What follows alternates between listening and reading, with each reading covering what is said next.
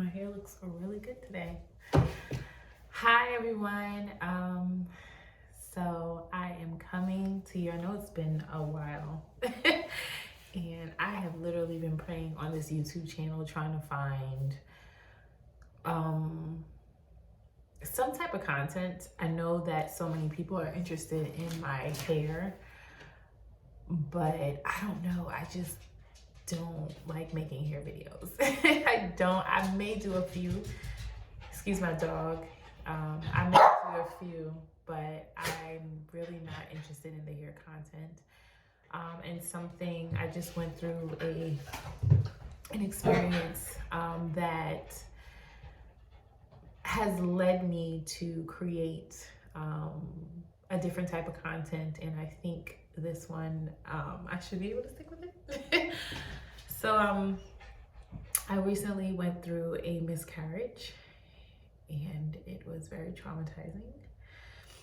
I was 14 weeks when I miscarried, and I miscarried the day of my gender reveal. So my husband and I had been trying for a little while to get pregnant. And we did get pregnant at one point, and it was they call it a chemical pregnancy. So like, it didn't even make it to it didn't make it far. It was like, I don't know, I think I was like 4 weeks when I miscarried. So I had literally just found out.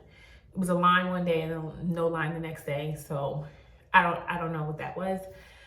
But we ended up moving to Maryland, and we just purchased a home. And the day of closing, after the chemical, we wanted to do IVF. So we were considering doing IVF, and we ended up having the chemical. So we just said, we'll just give it a minute, take a break, because that means that we can't get pregnant on our own, because we weren't sure if we were able to get pregnant on our own. So I ended up, we took a break. We moved to Maryland that summer. My husband got a promotion. I was able to get a teaching job here, so I was very grateful. And we purchased a home, and we closed on our home. The day of closing, I found out that I was pregnant. And when I got here, I was under the impression that we were going to do IVF, because I was just like, I'm a Virgo. We plan things out, and sometimes we get a little bit impatient, But my husband was always the one telling me, we're going to get pregnant naturally, And we did. That has taught me to just trust him and follow his lead, and believe what God has in store for us. And it's so crazy because we got pregnant right before we were going to start IVF again. So it's just like every time we're about to start IVF, we get pregnant. So we did get pregnant, and we were ecstatic. The lines were getting darker, things were going great. I went in for my 6-week checkup. There was a baby there, heartbeat, everything was amazing.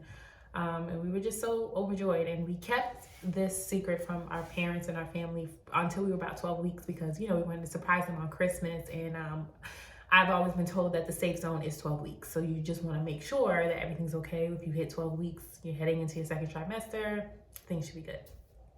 So Christmas Day came around, and we surprised our parents. We told everybody. We sent out our little pregnancy announcement, and we were just so overjoyed. And so many people were happy for us, especially close friends that have kind of known how much, I want to be a mom. And, watching them be mothers has inspired me to be a mom too. So, it's something that our heart really desires.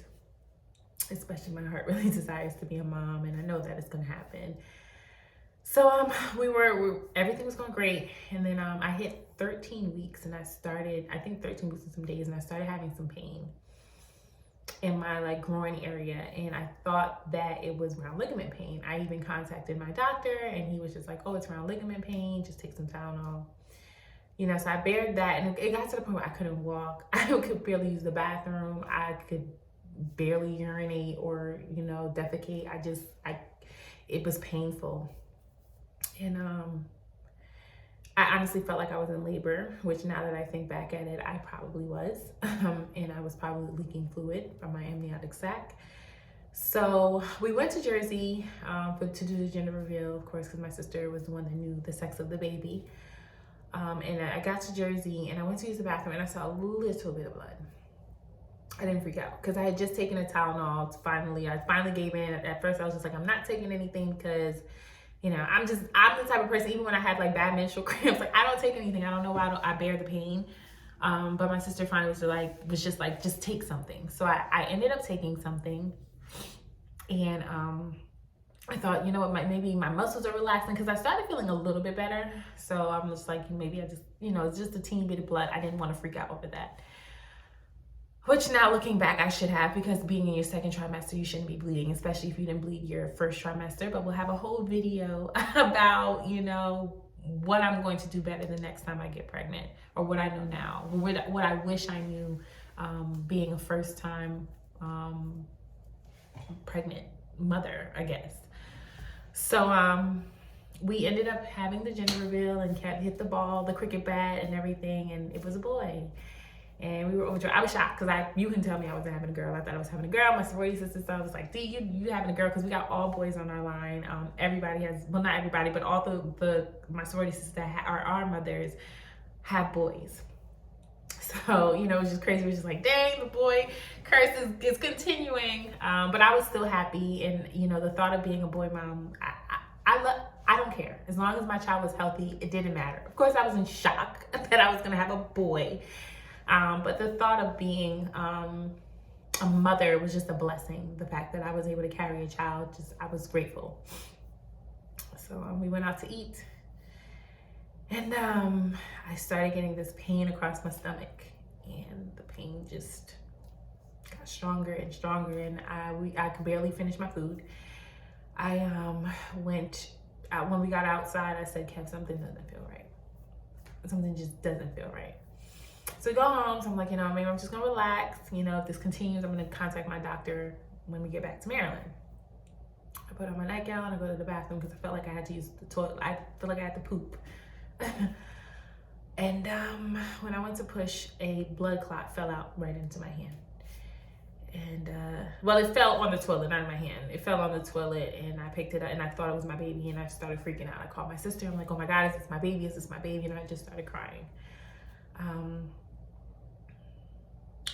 She called my husband. We rushed to the hospital, and I wasn't bleeding. I was nervous as hell because I didn't know what that was. I head into the emergency room, and I'm waiting, and I had to be by myself because it was like on a COVID shutdown, lockdown. But I sat by the window, and my husband stood outside by the window on the phone with me, just trying to calm me down the entire time. So grateful for that man. And then all of a sudden, a gush of water just comes out of me. So I'm thinking I'm bleeding. So I'm like, I'm losing the baby. And I run to the bathroom, and it was nothing in there. There was no, well, not that there wasn't anything there. I was wet, but there was no blood. So I was confused. I didn't know. I'm like, okay, did I urinate on myself? Because I had just taken my blood pressure, and it was pretty high because I guess I was nervous. So I'm like, okay, I don't know. I'm not bleeding. So me thinking miscarriage, you're going to see blood. Not all the time. It's another thing we're going to talk about. So I go sit back down, and I call my husband, and I'm just like, something just gushed out of me. I don't know what it is.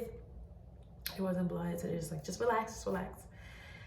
I'm sitting there, and more gushes out. And it just keeps coming and coming, and it doesn't stop.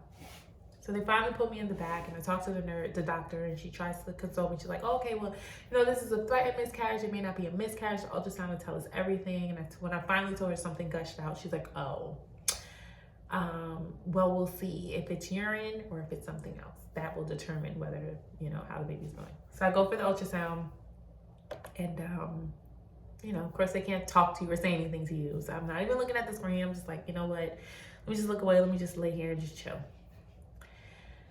I come back, and she tells me that there's no amniotic fluid. My baby's there. He had a heartbeat. Of course, it dropped because he's in distress, but no fluid. So the OBGYN comes in, and he tells me that I'm at risk for infection. At 14 weeks, there could be so many complications with the baby. And at that point, they were worried about saving my life. So he left Kev and I alone. They finally allowed Kev to come back, and they left us alone for about an hour, and we cried, and we prayed about it, and we thought about it, and we felt the best thing to do was to get rid of the pregnancy, because there was nothing they could do. They couldn't find a way for me to rebuild my amniotic fluid. They couldn't put fluid in me. They couldn't give me a pill. Nothing. And he would have suffered. I was miscarrying. He wasn't dead yet, but I was miscarrying, and I decided to do the DNC. He offered me to do a pill and pass him at home, but that would have been too stressful, because at 14 weeks, he's a baby. You know, he's just growing at that point. So he's a baby. Like, he has a shape, a form, head, legs, everything. And I didn't want to see that. So I opted to have a DNC, and they put me to sleep, and I woke up.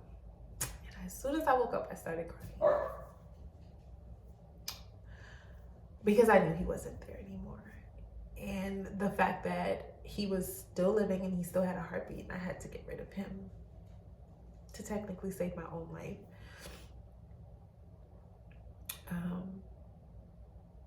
Yeah, it was really hard going through that. And it's been, I'm in week 3, it's been 2 weeks now. I'm in my 3rd week. It hasn't been a full 3 weeks since this has happened. But the support and love that we've received from, you know, friends, family, my mom, my sister came down to Maryland. That night, Kev took me home. We just drove straight back to Maryland. We didn't even stay in Jersey. I just couldn't do it. And yeah, so our little baby boy is in heaven now. He's not there, and I am just really praying that God can restore our joy soon. I am not needing to try. I'm just like, I'm that type of woman where it's like, I just want to be pregnant again, and I just want to know what happened and know what went wrong, and just try my best to figure out how to prevent this from happening. But I know that this has happened to so many women. I'm not the first, nor will I be the last to suffer a miscarriage. But it's real, and it's a loss, and you've lost a child